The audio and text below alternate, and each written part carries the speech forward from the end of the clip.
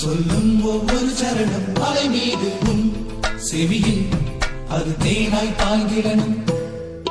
தக தக தக தக தக தங்க கூரை அணிந்தாலும் துளசி மாலை அணிந்தாலும் ஐயனோ சபரிமலை மேல் இருப்பது தியான நிலை. அலை அலை அலை அலை கடல் போல பொங்கி வழிந்தாலும் பக்தர் பொங்கி வழிந்தாலும்